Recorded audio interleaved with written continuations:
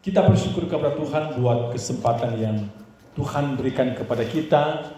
Dan hari ini merupakan minggu yang kedua di bulan ini, bahkan juga di tahun ini. Puji Tuhan. Mari kita akan melihat firman Tuhan hari ini. Kita membuka dalam 1 Korintus pasalnya yang ke-14, ayatnya yang ke-13. Sekali lagi, 1 Korintus pasal ke-13, ayat 13. 1 Korintus pasal yang ke-13, ayatnya yang ke-13. Saya akan membacakan firman ini bagi kita semua, dan saudara menyimak dalam pembacaan saudara. Demikianlah tinggal ketiga hal ini, yaitu iman, pengharapan, dan kasih. Dan yang paling besar di antaranya ialah kasih. Puji Tuhan. Saudara-saudara yang saya kasih dalam Tuhan, dalam 1 Korintus pasal 13 mulai ayat 1 sampai dengan ayatnya yang ke-13 dengan tema adalah kasih, ya. Dan tadi waktu kaum pria menyanyikan pujian, saya percaya ya Tuhan pakai saudara Riko untuk menunjukkan pujian ini, karena memang tema kita adalah kasih, ya. Jadi begitu dia bilang ini nomor ini, pujian ini, saya lihat wah rupanya pujian yang dibawakan oleh kaum pria adalah mendahului kebenaran firman Tuhan yang akan kita dengarkan hari ini. Puji Tuhan. Jadi dalam ayat ini sekali lagi dalam pasal 1 Korintus pasal 13 dengan tema adalah kasih. Namun saudara, di dalamnya ada beberapa yang disampaikan di dalam ayat itu. Baru kesimpulan dari satu pasal ini ada di ayat 13. Ini ayat terakhir, kesimpulannya. Demikianlah tinggal ketiga hal ini, yaitu iman, pengharapan, dan kasih. Atau iman, harap, dan kasih. Dan yang paling besar di antaranya ialah kasih. Puji Tuhan. Sebelum saya membahas tentang kekasih, saya akan bicara dulu karena di sini ada disebut tentang iman, pengharapan atau harap, dan kasih. Makanya saya mau awali dulu dengan dua hal ini, yaitu iman dan pengharapan. Kalau bicara iman, orang percaya disebut sebagai apa? Orang beriman. Jadi pertanyaannya, iman itu penting apa tidak? Ya penting. Karena kita disebut adalah orang-orang yang beriman. Orang percaya itu disebut orang yang beriman kepada Tuhan Yesus Kristus. Makanya kita disebut orang beriman. Nah, saudara-saudara, dan di dalam Alkitab banyak mencatat tentang pentingnya iman. Beberapa waktu yang lalu kita mendengar firman Tuhan bagaimana sesuatu yang besar yang pernah terjadi oleh karena iman. Karena memang ada ayatnya. Jikalau engkau mempunyai iman sebesar biji sesawi saja. Dan saya pernah katakan bahwa biji sesawi itu kecil sekali. Ya. Kecil sekali. Ya. Biji sesawi itu kecil sekali. Kalau saudara pernah melihat ada kayu, terus kayu itu mulai lapuk, biasanya ada jatuh yang kecil-kecil itu. Ya, seperti telur-telur. Seperti itu besar biji sesawi itu, kecil sekali. Ya. Nah, di dalam Injil Matius pasal 17 ayat 20 berkata, jikalau kita mempunyai iman sebesar biji sesawi saja, maka iman yang walaupun dibilang hanya sebesar biji sesawi dapat berkata dan dapat memindahkan kepada gunung. Gunung itu pindah. Karena iman. Artinya betapa pentingnya iman. Dan bukan hanya itu saja. Seperti yang juga di dalam Roma pasal 1 ayat 17. Di situ dikatakan orang benar hidup karena iman. Ya. Kita orang percaya, kita hidup sampai hari ini itu karena iman. Ya. Mungkin kalau di hitungan dunia, wah kita sudah nggak bisa lah melewati tahun yang kemarin itu. Tapi karena iman kita, karena ada ayatnya, ya di dalam Roma 1 itu dibahas orang benar hidup karena iman. Nabi Elia pada waktu dia tinggal di tepi sungai Kerit, dia tidak kelaparan. Itu karena apa? Iman. Pada waktu sungai Kerit menjadi kering, Tuhan bilang, kamu pindah, pergi kamu di Sarfat sana. Dan ketika dia pergi di Sarfat tuh saudara, dia tidak bertemu dengan orang yang kaya raya, tidak. Dia bertemu dengan seorang ibu janda yang ada di Sarfat. Dan ibu janda ini seperti yang saya bilang, bukan orang yang kaya. Bahkan ibu itu bilang apa? Saya sedang mencari kayu bakar. Dan saya akan membuat adonan tepung dan minyak yang tinggal sedikit. Dan kalau kami sudah makan dengan anak saya, dia punya anak, kami tinggal menunggu waktu kapan kami mati. Karena udah gak ada makanan lagi. Tetapi ketika ada Nabi Elia di sana, oleh karena iman, maka baik Nabi Elia dan perempuan dan anaknya tidak kelaparan. Tidak mati karena tidak ada makanan. Saudara, itu karena iman. Dan banyak lagi yang dikatakan di dalam firman Tuhan. Di dalam Roma 3 ayat 28, manusia itu, kita itu dibenarkan karena iman. Alkitab juga berkata, Abraham dibenarkan karena iman. Artinya saudara, iman itu penting. Ya. Tetapi nanti kita akan lihat, sebab di dalam ayat ini kan berkata begini. Di dalam 1 Korintus 13 ayat 13 ya. Demikianlah tinggal ketiga hal ini, yaitu iman, pengharapan atau harap, dan kasih. Dan yang paling besar di antaranya dari tiga ini ialah kasih. Artinya begini saudara, bukan berarti iman itu tidak penting. Bukan berarti pengharapan kepada Tuhan itu tidak penting. Tapi Alkitab berkata yang paling besar, nilai di hadapan Tuhan yang paling besar adalah kasih. Nah, saya belum bicara kasih dulu, karena kita akan bicara dulu iman, pengharapan, baru kita bicara tentang kasih saudara. Jadi kalau bicara iman, itu penting saudara. Seperti yang saya katakan tadi, kita orang percaya disebut orang yang punya iman, orang yang beriman. Sebab nggak ada orang percaya yang tidak beriman. Ya. Nggak mungkin saudara. Bagaimana dia mau percaya dan dia tidak beriman? Tidak mungkin. Nah, saudara-saudara, seperti itu. Dan di dalam Ibrani, dalam Ibrani pasalnya yang ke-11, kita lihat ini ayat ya. Ini ayat sangat jelas sekali ya. Pengertian dari kitab Ibrani. Ibrani pasalnya yang ke-11.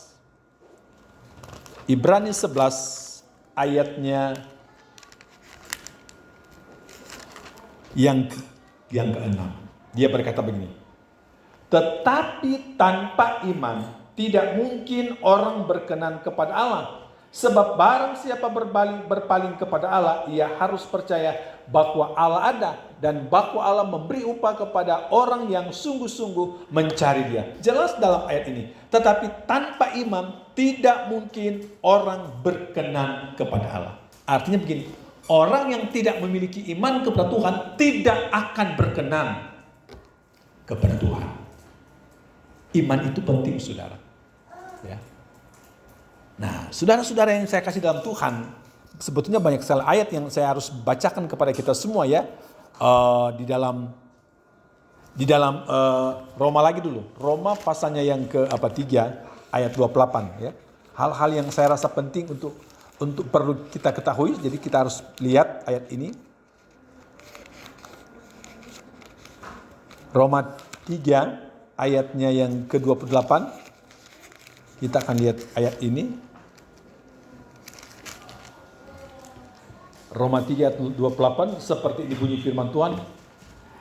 Karena kami yakin bahwa manusia dibenarkan karena iman dan bukan karena ia melakukan hukum Taurat. Jadi manusia itu dibenarkan karena iman, bukan karena ketaatan melakukan hukum Taurat, tapi karena iman kepada Tuhan. Ya. Sekali lagi, kita semua ini dibenarkan. Saudara dibenarkan, Bapak Ibu dibenarkan, kita semua dibenarkan karena iman kita kepada Tuhan. Bukan karena ketaatan melakukan hukum Taurat. Nah, itu berbicara aman. Nah, baru yang kedua, sebab ayat ini berkata iman, harap dan kasih atau pengharapan dan kasih. Sekarang kita berbicara tentang hal yang kedua. yaitu berbicara tentang pengharapan. Saudara-saudara, kita hidup di dunia ini, kita itu punya pengharapan. Dan pengharapan kita hanya kepada Tuhan, bukan kepada manusia. Karena ada Alkitab, ada ayat bilang, terkutuklah orang yang mengandalkan. Pengertian kata mengandalkan itu berharap maksudnya. Terkutuklah orang yang berharap kepada manusia atau mengandalkan manusia. Tapi di dalam ayat 7 di situ dia berkata diberkatilah. Coba kita lihat ya, kitab Yeremia. Ayat ini sangat atau sudah sering kita lihat, tapi hari ini kita lihat kembali karena kita akan memang sedang membahas ayat ini ya, tentang kita lihat di dalam Yeremia 17 ayat 7. Mungkin ada yang sudah dapat, boleh bantu baca ayat ini. Baca ayat 5 dan ayat 7. Jadi supaya kita ada perbandingan tentang mengandalkan manusia dan mengandalkan Tuhan. Coba boleh baca Yeremia 17 ayat 5 dan ayat 7. Baca dulu ayat 5, baru baca ayat 7 buat kita semua. Ada yang sudah temukan, boleh bantu baca buat kita semua. Siapa saja yang sudah lebih dulu ya? Siapa saja yang sudah lebih dulu boleh bantu baca. Ayat 5 dan ayat 7.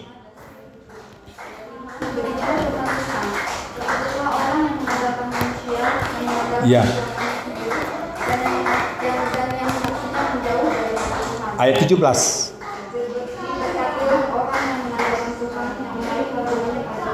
Diberkatilah orang yang mengandalkan Tuhan, yang menaruh harapannya pada Tuhan. Alkitab berkata diberkati. Kalau kita menaruh harapan kita kepada Tuhan, bukan kepada manusia. Karena ayat 5 bilang, terkutuklah orang yang mengandalkan atau yang menaruh harapannya kepada manusia. Tapi ayatnya yang ketujuh, diberkatilah orang yang mengandalkan Tuhan, yang menaruh harapan. Tahun 2023 ini saudara, jangan menaruh harapan kepada manusia. Kita kecewa. Jangan pernah berkata, Tuhan itu kan kakak saya, adik saya, orang tua saya, siapalah dia. Itu kan orang berada, itu kan saudara. Jangan. Saudara akan kecewa. Tapi Alkitab mengajarkan taruh harapan kita kepada Tuhan. Karena kita akan melihat keberkatan dari Tuhan. Di tahun 2023 ini saudara, jangan pernah kita seolah-olah membangga-banggakan si A si B. Entah pun itu anak kita sendiri, entah pun itu kakak adik kita sendiri. Biarlah nama Tuhan yang kita tinggikan. Kita andalkan adalah Tuhan. Karena jelas Alkitab berkata, diberkatilah orang yang mengandalkan Tuhan, yang menaruh harapan kita ke depan. Bapak ibu yang mungkin sekarang sedang mendidik anaknya, tentu ada harapan walaupun dia masih kecil. Bukan berarti dia kecil terus dia gak punya masa depan, sudah pasti. Nah, bagaimana kita taruh harapan Tuhan? Saya menaruh harapan masa depan anak-anak saya ke dalam tangan Tuhan.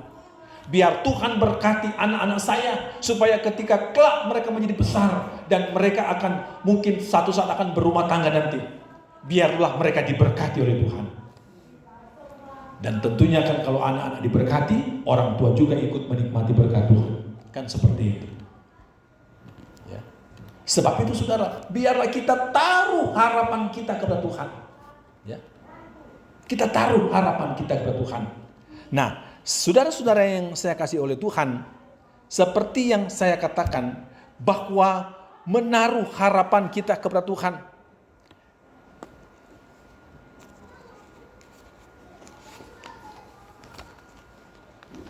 Masih ada ayat yang perlu kita baca sehubungan dengan pengharapan ini. Dalam 1 Timotius 4, kita akan lihat dalam ayatnya yang ke-10, seperti ini firman Tuhan. Itulah sebabnya kita berjerih payah dan berjuang, karena kita menaruh harapan kita kepada Allah yang hidup, juru selamat semua manusia, terutama mereka semua yang percaya atau mereka yang percaya. Haleluya. Firman Allah berkata, itulah sebabnya kita berjeripaya, kita berjuang, karena kita menaruh harapannya kepada Allah yang hidup sebagai juru selamat kita. Banyak orang di dunia ini berjuang tapi hasilnya sia-sia. Banyak orang. Hasilnya sia-sia, kenapa? Tidak menaruh harapannya kepada Tuhan. Jadi apapun latar belakang kita, apapun pekerjaan kita yang berbeda-beda, mari kita taruh harapan kita kepada Tuhan. Sebab firman Tuhan berkata, jeripaya dan apa yang kita lakukan itu tidak sia-sia. Karena kita menaruh harapan kita pada Tuhan. Sebab seperti itulah sebabnya kita berjeripaya dan berjuang. Karena kita menaruh harapan kita kepada Allah yang hidup, juru selamat semua manusia, terutama yang percaya. Kita menaruh semua harapan-harapan kita nanti begini, tapi hanya kepada Tuhan. Bukan kepada manusia. Bukan kepada orang, tapi kepada Tuhan. Ya, kita menaruh harapan itu kepada Tuhan. Nah, di dalam kitab Ibrani, di situ dikatakan, kitab Ibrani pasal 6 ayat 19, dia berkata begini, pengharapan itu bagaikan sau yang kuat. Itu kapal kalau dia mau berlabuh, dia melemparkan jangkar atau sau supaya kapal itu tidak bergerak. Dan begitu kuat, itulah harapan kita. Kalau kita menaruh harapan itu kepada Tuhan, dia bagaikan sau yang kuat, yang tidak bisa digoyahkan kalau kita menaruh harap kita kepada Tuhan. Haleluya. Kita lihat lagi satu ayat. Saya coba cek dulu dalam satu ayat. Dalam 1 Petrus 1 ayat 21. Dia berkata begini. Oleh dialah kamu percaya kepada Allah yang telah membangkitkan dia dari antara orang mati. Dan yang telah memuliakannya. Sehingga imanmu dan pengharapanmu tertuju kepada Allah.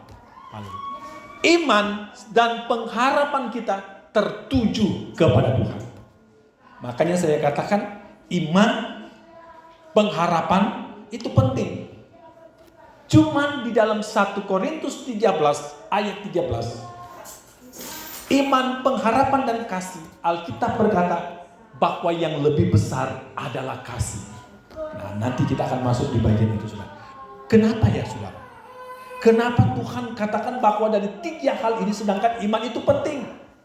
Pengharapan kita kepada Tuhan itu penting dan sangat penting. Karena di situ dikatakan, diberkatilah orang yang menaruh harapan kepada Tuhan. Kalau tidak, ya dia tidak diberkati. Kan begitu. Tapi di dalam 1 Korintus 3 ayat 1 Korintus 13 ayat 13, bahwa di antara 3, iman, harap dan kasih, bahwa kasihlah yang paling besar. Nah, kita akan bicara tentang kasih. Ya. Kalau sudah bicara kasih, sangat jelas di dalam Alkitab, dalam Yohanes 3 ayat 16, ayat yang paling banyak dikenal orang. Yohanes 3 ayat 16. Karena begitu besar kasih Allah akan dunia ini, sehingga ia mengaruniakan anaknya yang tunggal, supaya setiap orang yang percaya kepadanya tidak binasa, melainkan beroleh hidup yang kekal. Garis bawahi, begitu besar kasih Allah. Karena begitu besar kasih Allah. Saudara-saudara, bagian yang terakhir memang kita akan berbicara tentang kasih. Maksudnya begini, saudara. Saudara punya iman yang besar. Saudara punya pengharapan yang terus berharap kepada Tuhan. Bagus. Tapi kalau tidak punya kasih, dua-dua itu jadi sia-sia. Kurang lebih begitu. Engkau memiliki iman yang betul-betul orang itu sangat beriman kepada Tuhan. Orang itu betul-betul mengandalkan Tuhan dalam segala hal. Bagus. Tidak salah dan memang harus begitu. Harus. Tapi kalau Alkitab bilang kalau tidak ada kasih, ya makanya dibilang di antara tiga itu ya kasih yang paling besar. Ya, kita akan belajar banyak dalam ayat ini. 1 Petrus 4 ayatnya yang ke-8. 1 Petrus 4 ayatnya yang ke-8. Dia berkata begini. Atau ada yang sudah temukan? Kalau ada temu, tapi kalau belum saya bacakan. Tetapi yang terutama, kasihilah sungguh-sungguh seorang akan yang lain, sebab kasih menutupi banyak sekali dosa. Haleluya. Alkitab tidak menyuruh kita berbuat dosa, ya, jangan salah. Nanti saudara pikir, wah ternyata kasih untuk udah deh buat dosa. Nanti juga kalau habis itu kita buat kasih. Tidak. Artinya ketika kita melakukan ada kesalahan yang kita tidak sengaja, yang kita sudah berusaha tapi kita masih melakukan kesalahan dan itu dosa. Tapi Alkitab berkata ketika kita melakukan berbuat banyak kasih, Alkitab yang berbicara sendiri. Sebab kasih menutupi banyak sekali dosa. Artinya dengan kita melakukan kasih pertama tentu kepada Tuhan, bukan kepada. Tentu kasih itu yang pertama kita kepada Tuhan. Makanya ada ayat berkata hukum yang pertama kan kasihilah ya Allahmu, baru kasihilah sesamamu manusia. Itu di dalam kehidupan orang Kristen itulah hukum yang paling pertama. Kasihilah Tuhan Allahmu dengan segenap hatimu, dengan segenap kekuatanmu, dengan segenap akal budimu, dan seterusnya. Dan kasihilah sesamamu manusia seperti dirimu sendiri. Intinya kasih. Ketika kita melakukan banyak sekali kasih, Alkitab berkata menutupi banyak dosa. Saya pikir-pikirnya, saya renungkan ini ayat ya. Saya pikir-pikir. Tapi lambat laun saya mulai mendapatkan sesuatu, artinya untuk saya bisa menerima ayat ini. Iya juga. Saya kasih contoh dalam kehidupan kita hari-hari. Contoh saja ya, contoh saja. Nggak usah dulu kita bicara apa orang lain deh. Nanti kalau kita bicara orang lain nanti dipikir kok mau ngurusin, mau kepo sama orang lain. Kita bicara dulu di lingkup keluarga kita. Di keluarga kita masing-masing ya. Dan masuk mungkin di kami juga. Contoh, mungkin ibu mungkin waktu bapak pergi kerja mungkin agak sedikit masalah kecil, jadi ada kejengkelan. Ini contoh. Tapi ketika bapak pulang kerja, nyampe selamat malam atau sore, shalom. Begitu duduk, mungkin dia berdoa dulu karena Tuhan sudah pimpin di perjalanan. Lalu dia buka tasnya. Begitu dia buka tasnya, amplop coklat langsung ditaruh. Nih mah, waduh, tadinya jengkel-jengkel dikit langsung hilang. Jadi ada benarnya juga, kasih menutupi banyak dosa. Banyak benar. Artinya pelanggaran yang tadi pagi hilang. Contoh juga anak-anak. Ini contoh juga anak-anak. Ini anak bikin jengkel, mungkin melakukan sesuatu. Tiba-tiba anak ini pulang sekolah dia mulai berbaik. Ma, aku begini-begini. Mamanya yang tadinya mau marah hilang. Ya. Apalagi misalnya dia dikasih uang jajan. Dia beli coklat, tapi dia kasih buat mamanya. Ini mah, tadi aku nggak jajan, tapi aku mampir, aku beli coklat. Ini buat mama ya. Yang tadinya mamanya udah jengkel, begitu dikasih coklat sama anaknya, hilang marahnya. Jadi saya pikir-pikir, ini ayat kasih menutupi banyak dosa. Walaupun saya mau katakan jangan berbuat dosa, kan begitu. Artinya dengan kita melakukan kasih, berbuat kasih, yang terutama tentu kepada Tuhan. Mengasihi Tuhan di atas segala-galanya, itu penting. Kita mengalahkan kepentingan kita mengalahkan kesibukan kita mengalahkan keluarga kita, hanya untuk mengasihi Tuhan, itu luar biasa. Mengasihi Tuhan itu betul-betul perlu perjuangan saudara. Ya. Saudara ada di tempat ini, saudara mengasihi Tuhan. Saudara harus tinggalkan rumah, saudara harus tinggalkan kesibukan, karena saudara mau mengasihi Tuhan. Saya tidak tahu yang tidak hadir hari ini, karena mungkin contoh, di rumah mungkin ada orang gak enak ditinggal atau apa. Ya ini kita datang di tempat ini, memang kita harus berani. Untuk apa saudara? mengalahkan segala-galanya hanya untuk mengasihi Tuhan. Memang harus ada harga yang harus dibayar. Ada harga yang harus dibayar. Kalau kita mau mengasihi Tuhan dengan seperti ayat berkata, dengan segenap hati kita. Kadang-kadang memang harus kita mengorbankan sesuatu. Karena kita mengasihi Tuhan. Dan Tuhan perhitungkan itu apa yang kita lakukan. Ya, Tuhan perhitungkan. Terus saya akan melanjutkan lagi. Ini masih berbicara tentang kasih.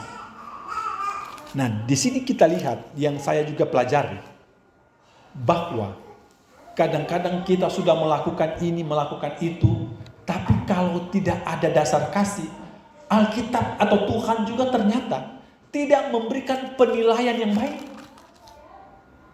Mungkin saya kan sudah buat ini di gereja, saya kan sudah buat, tapi kalau nggak ada kasih, Tuhan tidak perhitungkan, saudara. Kita lihat contohnya dalam Alkitab. Saya kan tidak ambil contoh dari mana, harus ambil dari Alkitab contoh ini. Wahyu pasal 2 ayat 1 sampai dengan ayatnya yang keempat. Kita lihat contoh bahwa saudara sibuk, saudara apa, tapi kalau tidak punya kasih kepada Tuhan, sia-sia. Saya bacakan. Kepada jemaat di Efesus, tuliskanlah kepada malaikat jemaat di Efesus. Inilah firman dari Dia yang memegang ketujuh bintang itu di tangan kanannya dan berjalan di antara ketujuh kaki Dia emas itu. Aku tahu segala pekerjaanmu, baik jeripayamu maupun ketekunanmu. Aku tahu bahwa engkau tidak dapat sabar terhadap orang-orang jahat, bahwa engkau telah mencobai mereka yang menyebut dirinya rasul, tetapi yang sebenarnya tidak demikian, bahwa engkau telah mendapati mereka pendusta. Dan engkau tetap sabar, perhatikan ayat 3, dan menderita, bahkan menderita oleh karena namaku. Dan engkau tidak mengenal lelah, tidak kenal lelah karena nama Tuhan. Tapi Tuhan bilang apa ayat 4? Namun demikian aku mencelah engkau, karena engkau telah meninggalkan kasihmu yang semula. Nah, ini yang saya mau bahas. Saudara, Tuhan bisa celah kita. Saya kan sudah melayani, saya kan sudah mengerjakan ini. Bahkan saya walaupun misalnya uang saya tidak banyak, saya berusaha untuk nyumbang. Saya berusaha untuk melakukan ini. Tapi Alkitab bilang kalau tidak atau meninggalkan kasih itu, kan kita sudah lihat firman Tuhan. Tuhan celah. Artinya apa yang kita lakukan itu sia-sia. Karena tidak didasari oleh kasih kepada Tuhan. Oleh sebab itu saudara, apapun yang kita kerjakan, lakukanlah itu karena dorongan kasih kita kepada Tuhan. Saudara menyumbang besar, puji Tuhan. Tapi ingat, jangan saudara menyumbang karena mau dipuji orang. Saudara tidak mengasihi Tuhan, percuma. Saudara melakukan sesuatu, puji Tuhan. Tapi saudara juga harus mengontrol hati saudara. Supaya kalau Tuhan saya mau lakukan, tapi saya mau mengasihi engkau. Saya lakukan ini karena dasar saya kasih kepada Tuhan. Puji Tuhan. Ada orang saudara, karena begitu dia mengasihi, saking dia mengasihi akan Tuhan saudara. Ketika dia mendapatkan berkat, dia tidak mikir yang macam-macam. Dia tidak pikir, oh nanti besok mau ke mall, oh nanti besok mau ke pasar, oh nanti besok mau beli ini. Belum. Dia langsung, oh ini. Dia langsung ingat, dia langsung pikirkan, saya harus lakukan, saya harus lakukan untuk Tuhan dulu. Karena saya betul-betul mengasihi Tuhan. Oh itu luar biasa. Itu luar biasa.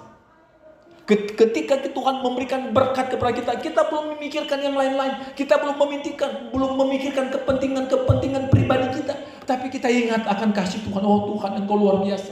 Tuhan sudah memberkati saya. Dan Tuhan rasanya berdosa sekali kalau saya tidak melakukan firman Tuhan. Rasanya berdosa hati saya kalau saya tidak menuruti firman Tuhan. Jadi kita melakukan itu karena dasar kasih kepada Tuhan. Itu luar biasa. Dan itu Tuhan mau. Karena jemaat Efesus, bahkan kalau kita baca ayat 3 ini, kalau saya mau katakan mungkin belum ada jemaat Efrata yang seperti jemaat Efesus. Dan engkau tetap sabar dan menderita oleh karena namaku, dan engkau tidak mengenal lelah. Saudara-saudara, kalau kita membaca ayat ini saudara, luar biasa saudara. Ya. Luar biasa bagaimana pengorbanan daripada jemaat yang ada di Efesus, saudara. Berjuang luar biasa.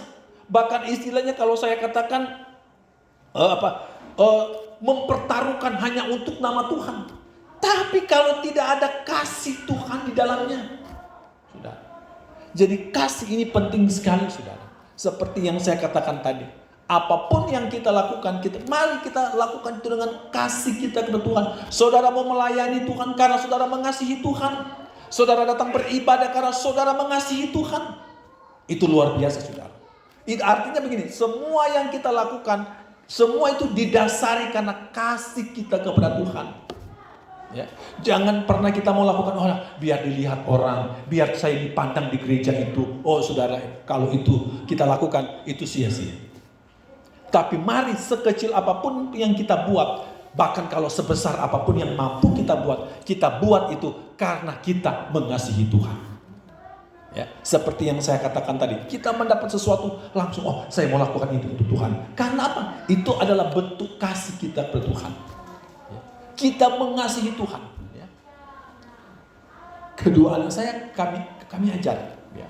Kami memberikan pengajaran sesuai firman Tuhan. Kami mengajarkan seperti ini, ya. Apalagi kemarin misalnya waktu Natal, Tahun Baru, ya. Kalau berkunjung atau ada yang panggil datang dikasih berkat, kami katakan kepada anak kami, jangan lupa kasih perpuluhan karena itu milik Tuhan. Tapi kasih jangan karena terpaksa, bilang juga, ya. Jangan, tapi biarlah itu karena bentuk kasih kita kepada Tuhan. Jadi memang semua yang kita lakukan karena didorong oleh kasih kita kepada Tuhan. Dan saya mau katakan juga, orang yang betul-betul mengasihi Tuhan, dia akan melakukan dengan betul-betul dengan hati yang arti seperti yang saya katakan tadi. Kayaknya rasa bagaimana, rasa bersalah kalau kita belum melakukan itu, saudara. Kenapa? Karena itu bentuk kasih kita kepada Tuhan. Itulah didorong oleh karena kasih kecintaan kita kepada Tuhan. Karena seperti yang saya katakan tadi, kita melakukan hal-hal yang besar kalau kita tidak melakukan dengan kasih. Hanya melakukan supaya mendapat pujian, melakukan supaya kita tenar, supaya kita diakui, wah di gereja itu dialah yang hebat. Wah itu percuma.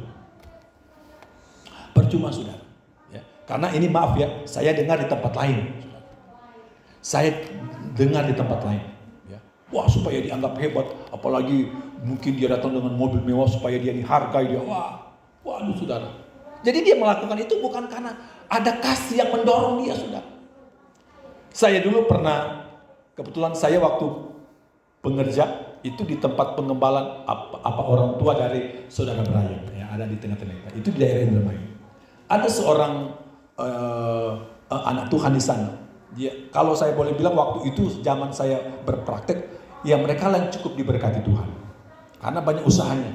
Pertama dia toko emas, dan di daerah itu, kebetulan daerah di Indramayu namanya itu jalur di Jalan Karamsinom itu toko emas paling besar yang saya tahu pada waktu itu, rumahnya tingkat, ya. Pembantu aja satu anak satu pembantu, ya karena memang dia mampu.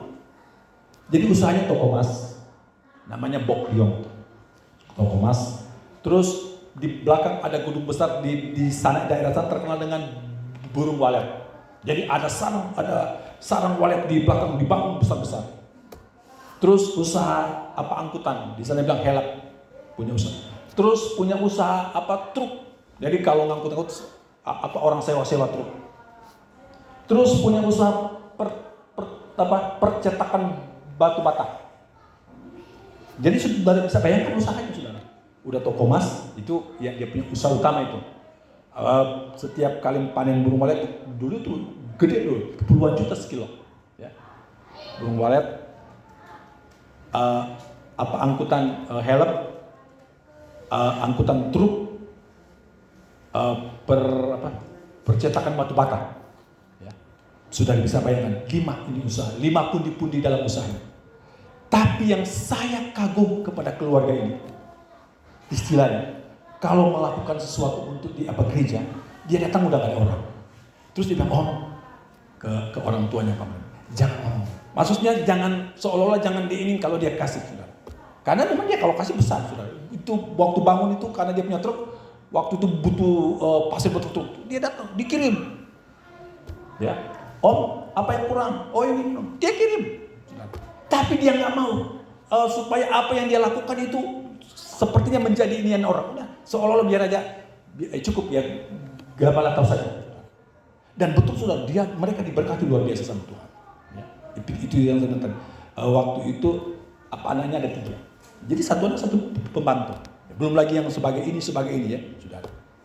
Dan selalu ditanamkan sama gembala itu tadi, harus takut akan Tuhan, harus mengutamakan Tuhan, harus pokoknya sesibuk apapun di pekerjaan, seramai apapun di toko, harus ingat hari Minggu tutup ibadah.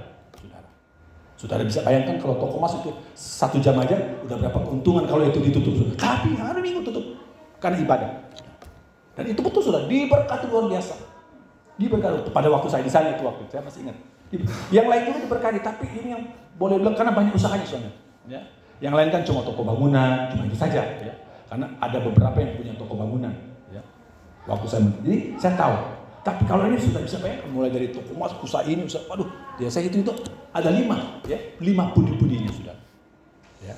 Dan pertama-tama saya di sana yang kasih mobil sama gembala adalah keluarga ini, ya. Kasih mobil sama gembala. Dan ya itu juga Om, jangan ini, tapi ya tetap namanya ini pasti ya lama-lama juga tahu orang kan, oh dikasih sama ini. Tapi dia maksudnya dia nggak mau supaya ya gimana biar orang apa gitu, karena dia tidak mau mencari nama, ya sudah. Dia datang dia juga orangnya diam, dia nggak heboh-heboh lah ya. Paling saya sekali ya bercandain. Om, gini Om. Dia agak gemuk orangnya. Om, oh ya sehat Om. Gitu. Dia tidak mau terlalu diekspos lah gitu ya. Luar biasa. Ya. Banyak berkorban tapi tidak. Nah itu maksudnya. Dia memberi karena dia mengakukan karena mencari nama supaya di gereja itu saya yang dipakai, saya lah yang dianggap begini. Nah, saudara. Luar biasa. Nah, luar biasa. Dan memang saya melihat ya Tuhan berkati luar biasa. Ya. Haleluya, puji Tuhan. Nah, jadi kita balik lagi di ayat ini bahwa jemaat Efesus mereka sudah sibuk ini tapi tidak melakukan itu bukan didasari oleh kasih kepada Tuhan. Sudah meninggalkan kasih yang mula-mula. Jadi saudara, dalam kita melakukan pekerjaan Tuhan apapun sekecil apapun, biarlah Tuhan saya melakukan ini karena saya mengasihi Tuhan. Bukan supaya saya dipuji dan disebut, bukan. Tapi betul-betul Tuhan saya lakukan itu. Saya mau mengasihi Tuhan. Didasari oleh karena kasih. Karena Alkitab, tadi kita sudah dengar firman Tuhan. Bahwa di antara semua iman, harap dan kasih. Kasihlah yang paling besar. Bahkan satu-satunya yang bisa menutupi dosa cuma kasih. Nggak ada ayat yang iman menutupi dosa. Tidak, tapi kasih menutupi banyak dosa. Luar biasa betul-betul kalau kita memiliki kasih. Kasih Tuhan yang kita miliki. Kasih Kristus, itulah yang kita harus miliki. Nah saudara-saudara yang saya kasih dalam Tuhan. Satu ayat lagi dalam 1 Yohanes. Ini ayat terakhir. 1 Yohanes 4. Nanti saudara akan baca di rumah. Sebab ini panjang. Tapi saya minta kalau saudara berkesempatan bacalah ini di rumah. 1 Yohanes 4 mulai ayat 7. Sampai dengan ayat 21. Karena temanya di dalam ayat itu Allah adalah kasih. 1 Yohanes 4 mulai ayat 7 sampai 21. Saudara baca di rumah. Bahwa Allah adalah kasih. Itu tema daripada ayat-ayat ini. Nah kalau Allah adalah kasih, maka Tuhan juga mau, Allah juga mau kita melakukan semua itu didasari oleh kasih kita kepada Tuhan. Ya, ada ayat firman Tuhan yang pernah saya share di grup ya, di dalam grup Jumat. Saya kasih ayat di dalam ayat 18. Di dalam kasih tidak ada ketakutan. Kasih yang sempurna melenyapkan ketakutan. Sebab ketakutan mengandung hukuman. Dan barang siapa takut, ia tidak sempurna di dalam kasih. Kita mengasihi karena Allah lebih dahulu mengasihi kita. Haleluya. Kenapa kita harus mengasihi Allah, mengasihi Tuhan? Karena Tuhan sudah terlebih dahulu mengasihi kita. Bukan kita, saya harus mengasihi Tuhan karena memang Tuhan sudah mengasihi kita. Artinya saudara tidak mengasihi Tuhan, Tuhan tetap mengasihi kita. Karena Allah itu adalah kasih adanya. Haleluya. Jadi sekali lagi, Allah itu adalah kasih adanya. Ya. Namanya dia kasih. Orang berbuat apa, tetap aja dia kasih. Karena Allah itu adalah kasih adanya. Nah, firman Tuhan yang sudah kita baca tadi, bahwa kalau kita punya kasih, melenyapkan segala ketakutan. Mungkin hari ini saudara, tapi kalau saudara memiliki kasih Tuhan, Tuhan biarlah terus mengasihi Tuhan. Lama-lama ketakutan-ketakutan itu hilang karena memiliki kasih. Ternyata kasih Kristus yang ada di hati kita berdampak luar biasa. Ketakutan pun hilang saudara kalau ada kasih Kristus. Sebab itu mari, biarlah kita yang pada hari ini sudah mendengarkan firman Tuhan, biarlah kasih Kristus itu selalu ada di dalam hati kita. Supaya dimanapun kita berada, biarlah kasih Tuhan selalu kita alami, selalu kita rasakan dalam kehidupan kita. Puji Tuhan, Tuhan berkati firman Tuhan, dan biarlah firman Tuhan itu boleh menjadi berkat buat kita semua.